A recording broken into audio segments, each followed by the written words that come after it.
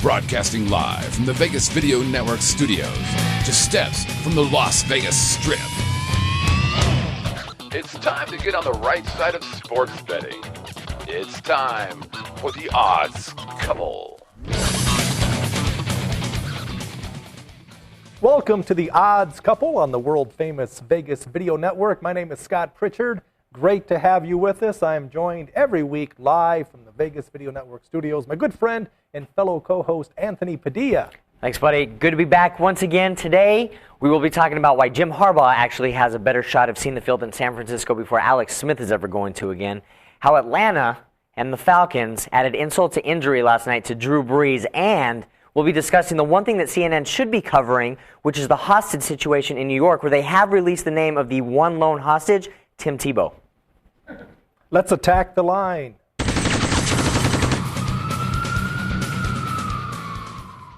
The San Francisco 49ers are on the road taking on the St. Louis Rams. The line opened 9 on Sunday night. The money has come in on the underdog as it's moved from 9 to 8. Today, the Niners are a 7. Yeah, you know what? Here's the thing. San Francisco and St. Louis, I feel, are two teams headed in opposite directions.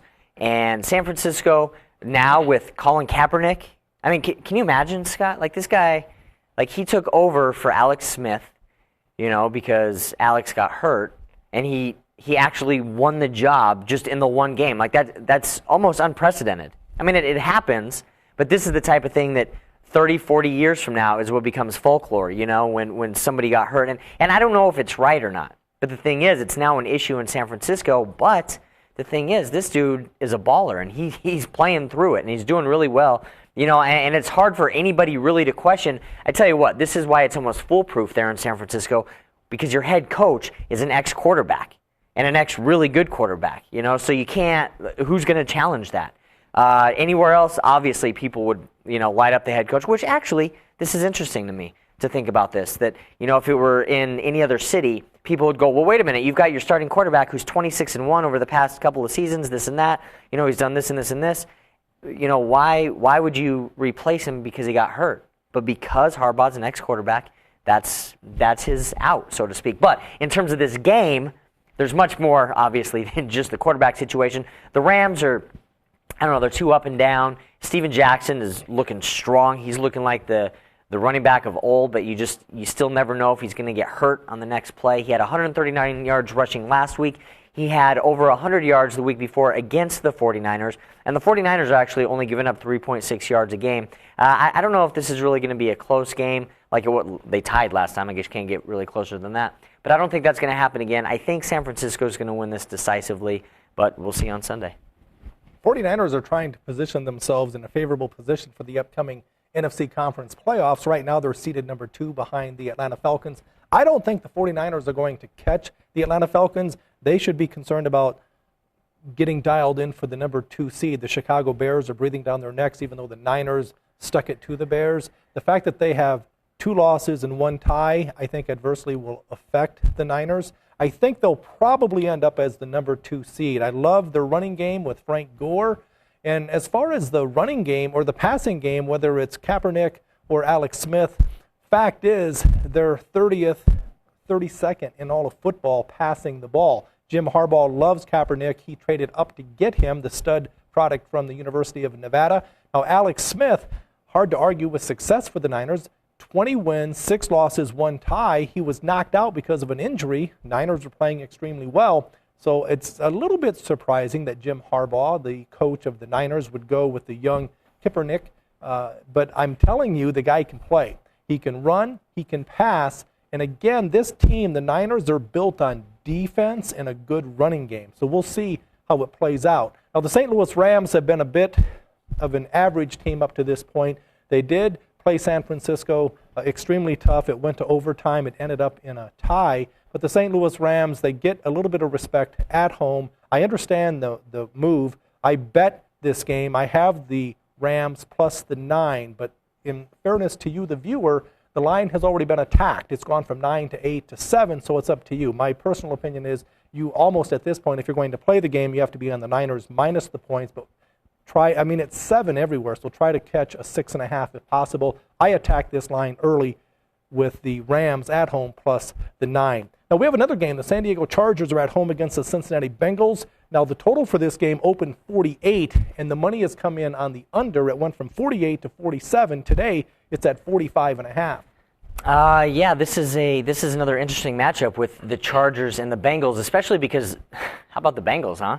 I mean, A.J. Green is probably the hottest receiver in the league. He's leading the league in touchdowns. He's 4th in reception yards. You know, he actually talked a little bit of trash about the New York Giants defense a couple of weeks. Not really. He just said that he sees holes in it.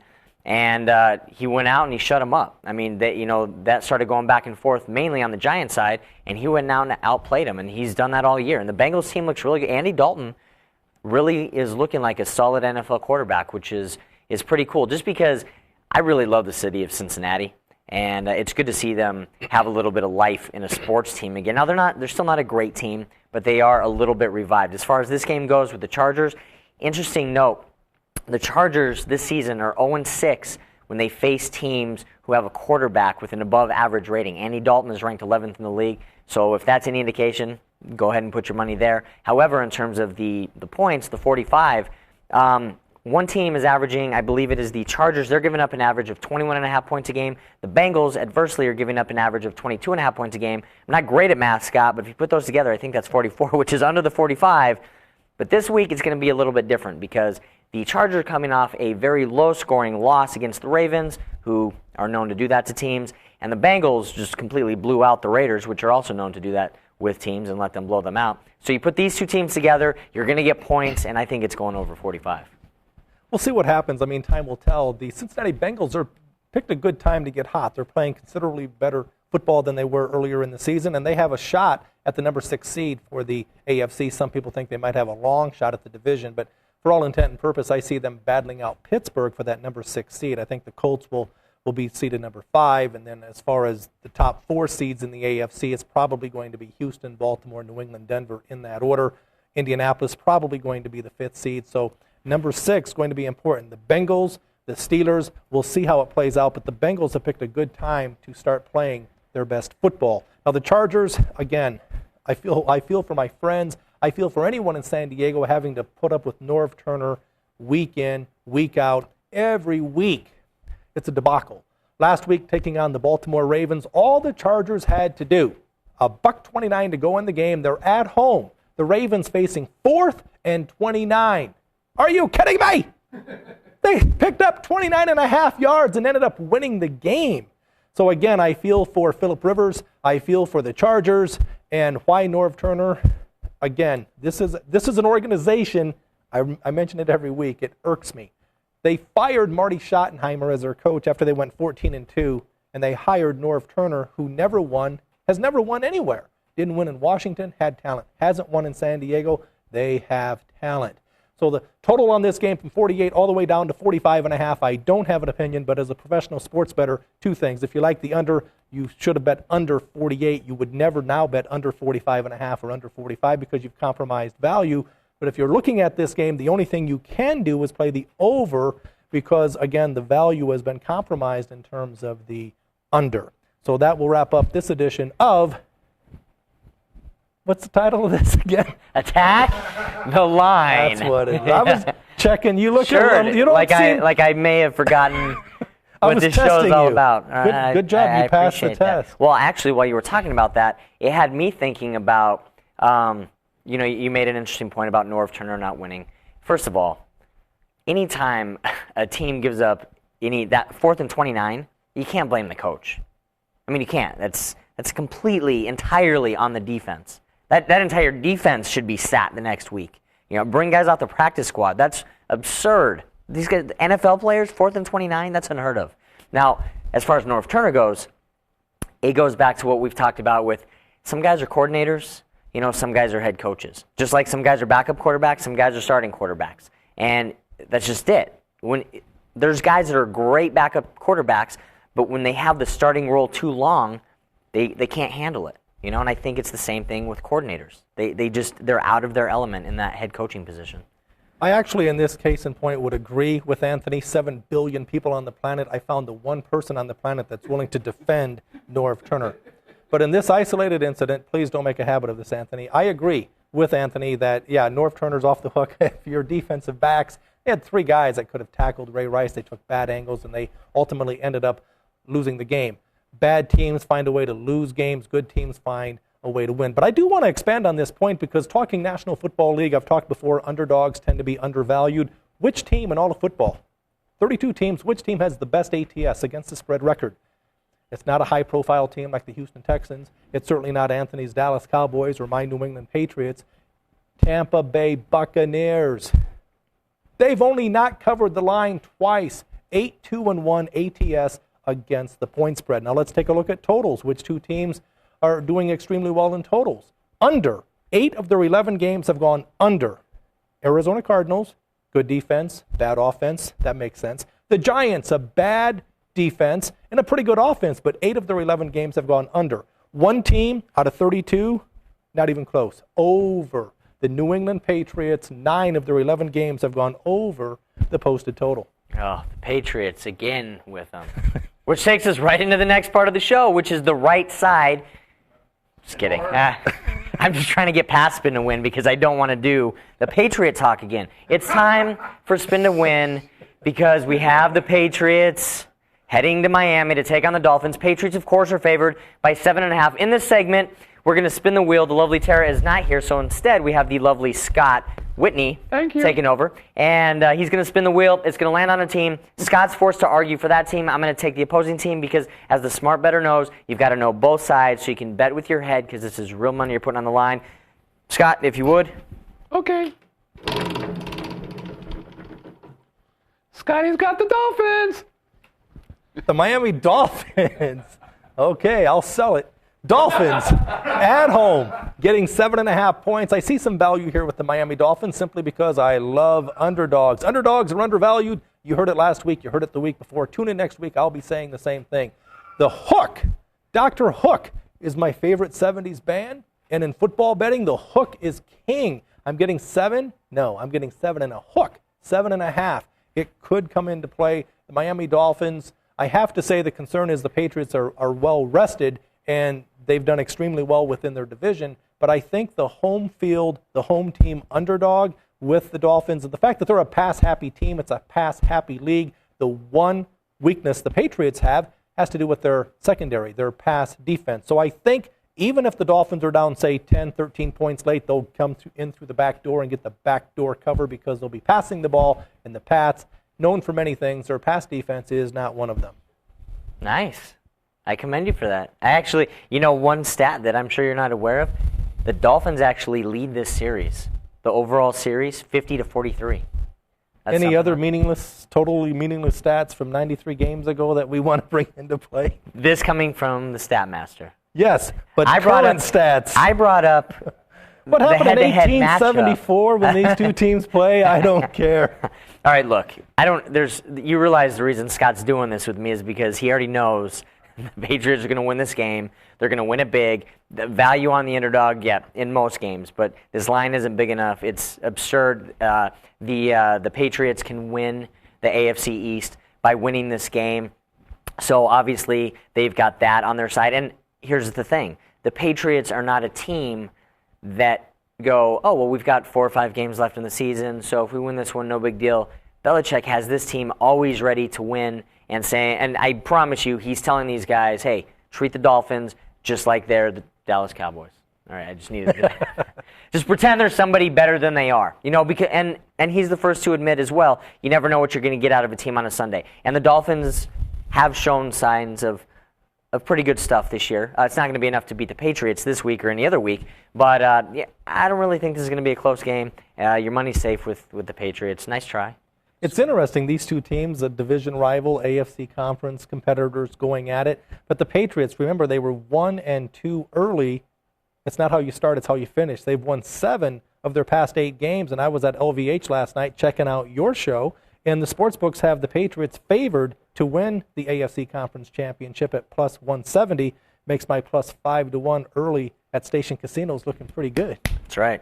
Well, yeah, and I mean, again, it's amazing how teams just don't have, you don't see that solidness out of a team anymore, just that runs it from beginning to end. You've got teams that start rough, 0-2, 0-3, 0-4, and then they go on a 7-game win streak. Or you have teams that start out, Arizona Cardinals, from 4-0 to 4-7. Oh my, it's disgusting.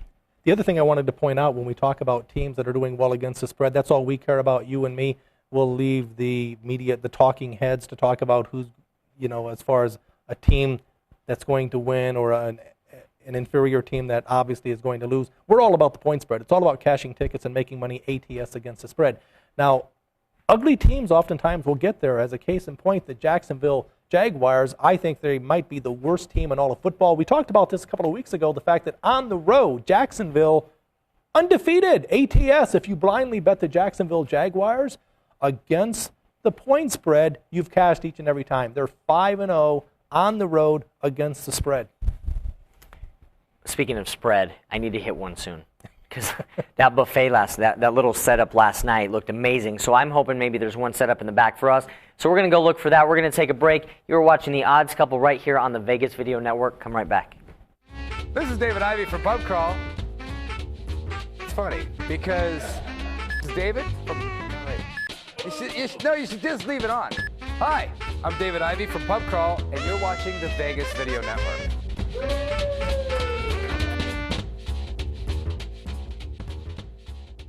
And scene. Welcome back to The Odds Couple on the Vegas Video Network. My name is Scott Pritchard, alongside my good friend and co-host Anthony Padilla. We'd love for you to reach out to us on the network. We would love to hear your voice on our show. Reach out to us a number of ways. Email us at oddscouple@vegasvideonetwork.com. That's oddscouple@vegasvideonetwork.com. We'd love to hear your voice on our show. Go to our site. On the right-hand side, a red bar, click there. In the middle of the screen, you see the green bar, start recording. And then we also have live chat. Keep those live chat questions coming. Again, I love it. I love seeing Anthony struggle answering your live chat questions. Now, if you do miss us live, it's okay. Check us out on iTunes, YouTube, Vegas Video Network, Roku, and then every Saturday, this show is rebroadcast on KSHP Radio, AM 1400, right here in Sin City, Las Vegas, Nevada. Now, before we get to Are You Kidding Me?, I'm going to talk specifically about what I like to bet in regards to sports betting. I love betting totals. Now, let's just talk, it's football season, so we'll talk football, but fact is I love betting totals in all sports. Football, baseball, basketball, WNBA, doesn't matter. I see value in totals more times than, say, sides. I really find, 30 years of doing this, that sides tend to be a bit more random. And the sports books know this. There's a reason why they limit how much you can bet on a total, but they'll let you load up the truck or back up the truck and unload on a side. Sides generally don't move, and if they do, they don't move much. But you can get 2, 3, 4, 5-point disparity on a total. Now, let's talk about pro football betting totals. The most common total of a pro football game is 37. This is very, very important because if you like, say, for instance, the line or the total for a game is 37, and you like the over, if it's 37.5 everywhere, you're looking for 136.5. Conversely, if you like the under and it's 37 everywhere, you're going to try to steal a 37.5. Now, you might say, why is 37 such a common number? Think about how many different ways you can get there. 37 zip, 34-3, 31-6, 30-7. Anthony, I will expect you to recite these back to me later. 28-9, 27-10, I think I'm putting Anthony to sleep. 24-13, 23-14, 22-15, 21-16, and the most common total, 20-17. Now, so we know that 37 is the most common total, followed by, in this order, 41, 44, 38, 45 in that order. 37, 41, 44, 38, 45. Are you losing interest, Chad? Are you with me? I like the Rain Man. So we're going to talk, again, so please keep in mind that if you're betting sides and you're having success, great, but take a look at betting totals because there's a reason why the sports books limit how much you can bet. I love betting totals. It's time now. We're going to get to this segment. I love this segment because whether it's sports betting or just in the world of sports, we tap into what frustrates you. It's time for Are You Kidding Me? 5, 10, 12, 14, 5, 9, 6, 42, 49, 14, 7, 16, 9, 7, 7, 4, 8. What? Are you kidding me? Is that Powerball? What are you talking about? Oh, man, I love this show. All right. Now I got to get serious for this because this is not a joke. 17, 26. All right. Pez dispenser. I thought you said Pez dispenser, not PEDs. PEDs, performance-enhancing drugs. It's getting absurd. It's getting absurd in every sport. And you know what? I'm going to put it out there. I don't know that anybody has, but I'm just going to say it. I don't care. I don't care what athletes are doing. I don't want to know about it. That's not why I buy the ticket to go to the game. I don't care if baseball players are juicing up because I want to see home runs. I don't care if football players are taking Adderall because I want to see them stay awake. And I want them to have the energy. Actually, I shouldn't say that. I take the Adderall back because that's something that shouldn't be messed with in terms of that. But look, whatever people are going to do to their bodies, we don't care if you work a 9-to-5 job and you're doing stuff to get by, all right? But for some reason, we expect this out of our athletes, that there's congressional hearings in baseball, which is one of the most absurd things I could imagine. Congress doesn't belong in sports, all right? It's supposed to be entertainment, period. Wrestling, everybody's a big fan of wrestling, right, Scotty? You've almost got the body for it. Yes, wrestling. Is that what we're talking about? Wrestling? I'm asking, like, are you not? I'm not a wrestling fan at all. But you understand the entertainment value. I do, yes. Okay, and you also understand that people don't have those bodies naturally and right to do on, what I they agree. do. All right, so nobody cares what wrestlers do, maybe because it's not a real sport, you know. But in baseball, everybody says, well, it's a game of numbers. Well, you know what? The numbers of drugs that the athletes way back in the day before they started testing for anything were doing were probably in excess of what they do now. They say Babe Ruth used to take horse pills, you know. So who's to say? It's just now we live in an era of testing and wanting to place blame. You know, look, athletes, do whatever it is you're going to do. Everybody else, just let them play the game. Records were meant to be broken.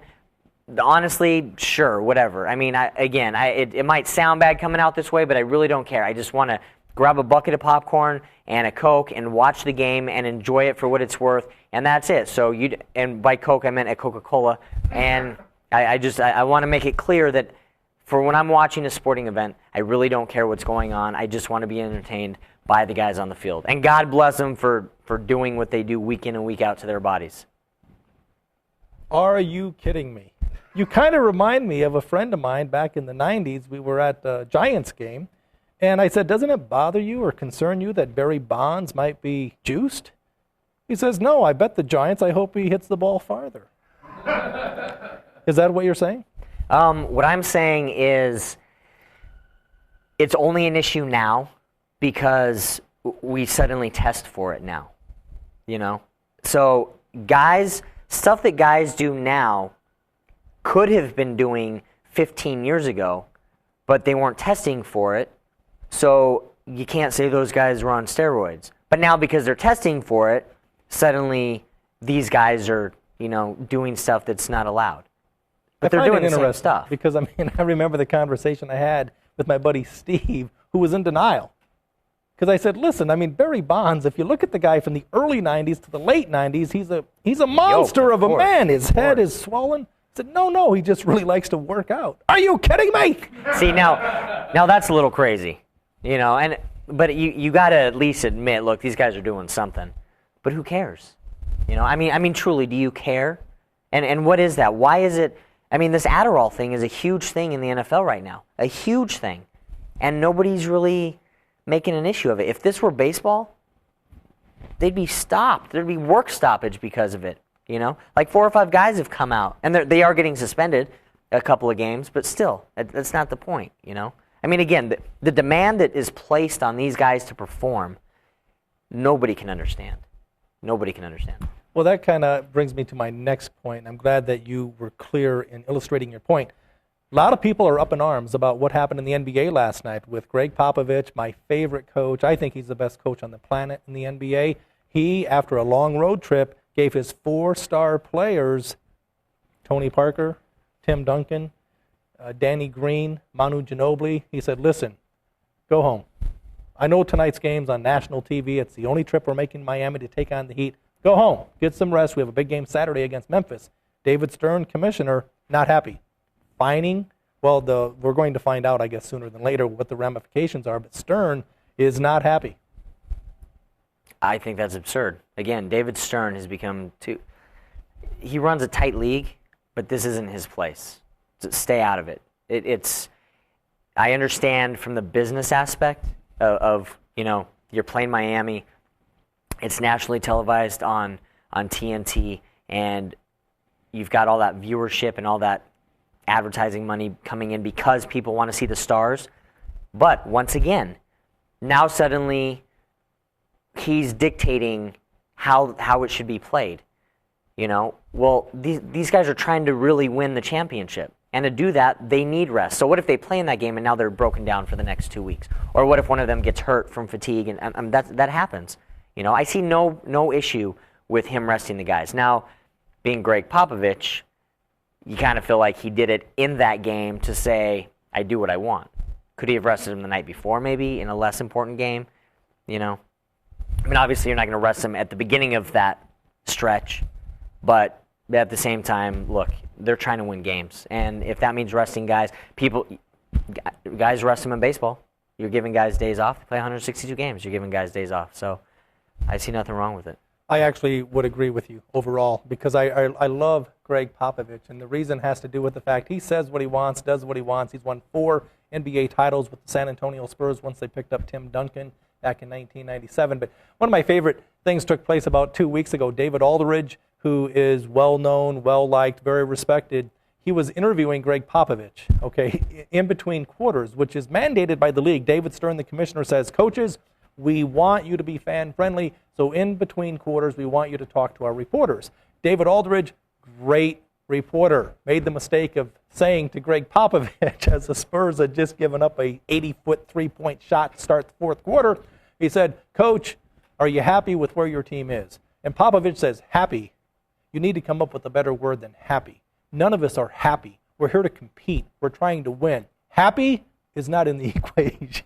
I love Greg Popovich and the San Antonio Spurs, and I stand by what they're trying to do. The bigger picture is to try to be the top seed in the Western Conference and forget the Miami Heat. For all intent and purpose, you were going to lose that game anyway. The Heat had been off forever. The Spurs, their 4th game in 5 nights, they played 11 road games in the month of November. Let's move on, and this is the part of the show where Anthony and I put money into your pocket as we together put you on the right side.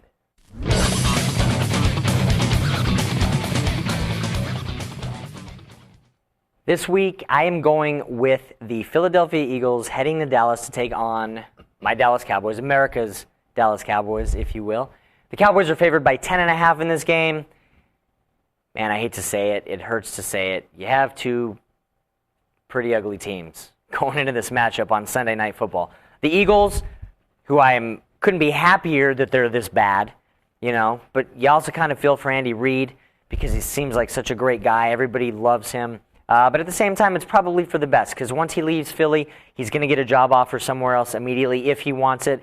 And sometimes love is just lost, and it's time to move on. As far as the team goes, Mike Vick's still out with that concussion that he received against my Dallas Cowboys a couple of weeks ago. Still out for this game. Nick Foles, they say, is the future in Philly, so he will be getting the start.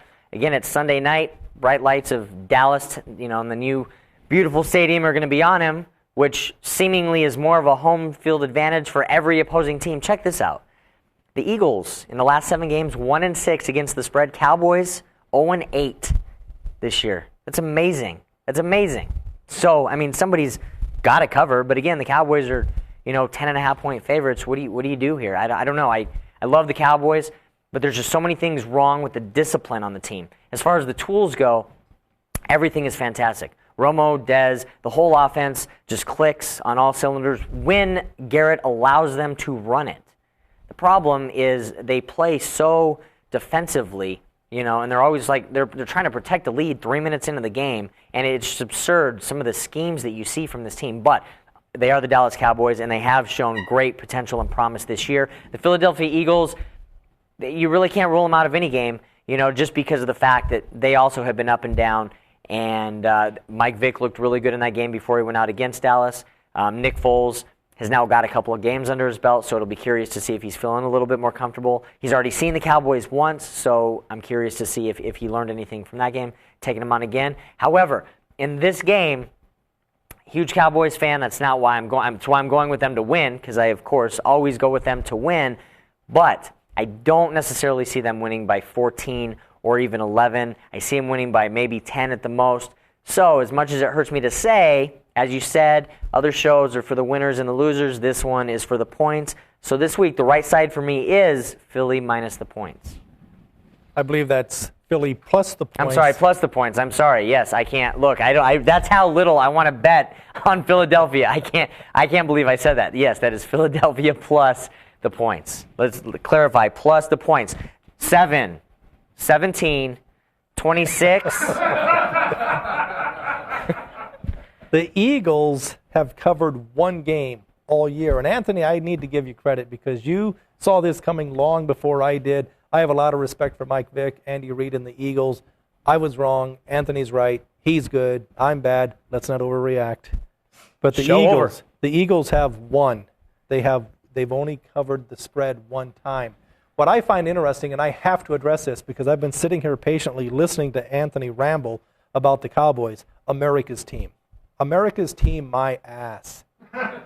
Where do you get off calling the Dallas Cowboys America's team? I don't. That's a America bit, does. That's says who? That's a bit narcissistic. I didn't give them the moniker. Well, Al Davis used to say with the Raiders, just win, baby. All they ever did was just lose, baby. Yeah. America's team. Hey, now you understand why so many people don't like the Cowboys. But here's the thing. It's almost like you're a new generation of this. America's team, Dallas Cowboys, has been around. I'm 34, and that's been around since I was just a little one.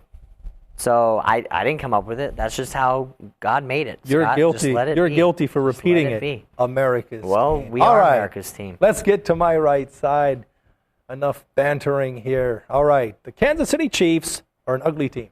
They're at home. They're taking on the Carolina Panthers, another ugly football team. The Carolina Panthers have won 3 games. The Kansas City Chiefs have won 1. The point spread for this game, the Carolina Panthers are favored by 3. I have to say, Cam Newton and the Carolina Panthers, last year, very flashy, very exciting.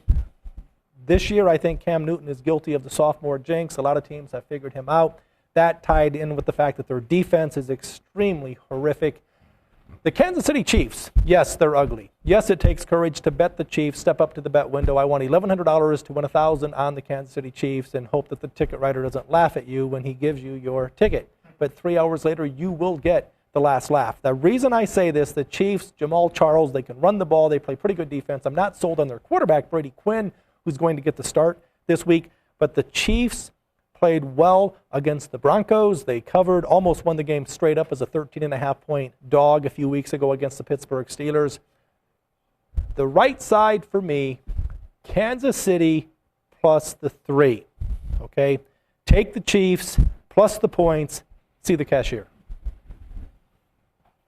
I said it with a straight face. That's great, man. It's really hard for me to watch football right now. The way the Cowboys have been playing, man, I just never feel comfortable. That's the problem. Ruined my Thanksgiving. When you're emotionally attached to a team, instead of trying to be objective, think with an objective I don't mindset, care about objectivity. independent I care thinker, about progressive my thinker. team. It's about cashing the ticket. You have to remove emotion from the equation. No, that's why. Do you fall in there's all love the other every other games. week? No. I know you're married to the Cowboys. Love them. I love them. First man. I've heard of it. It's fantastic, and that's my big weekend. I want to watch them beat. There's somehow, even with this season, they're still in the hunt for the playoffs. You know, so we'll see what happens. Whatever. What are you doing this weekend? This weekend, actually, if you're in Las Vegas, check me out. I'm on the Strip, Planet Hollywood, every Saturday night. I do stand-up comedy. I host the show. Check out my plays on VegasInsider.com. I'm hitting 64% ATS winners in college football. Pro football, not so good. College basketball, pro basketball, off the hook great. I love Vegas Insider because the plays are time-stamped and documented. Check out my plays on PRITCHARD'S as well. But I have to give kudos to my good friend Anthony Padilla. I went to the press party Thursday night in his honor. Comedy After Dark, LVH, Las Vegas. Big press party. Louis Anderson, famous comedian, came out to show love and support for my good buddy Anthony Padilla. Loved the show. Congrats. Thanks, man. And you were there as well. I mean, everybody that showed up is means the world to me. It was a great event, really overwhelming, the support and everybody that was there. Fantastic show. I had a great time. Everybody did really well, and thank you. Thanks, man. I appreciate that very much. Keep up the good work. Anthony and I, you can catch us live every Friday, 12 o'clock Las Vegas time, Vegas Video Network, The Odds Couple. For Anthony Padilla, I'm Scott Pritchard. We'll see you next week.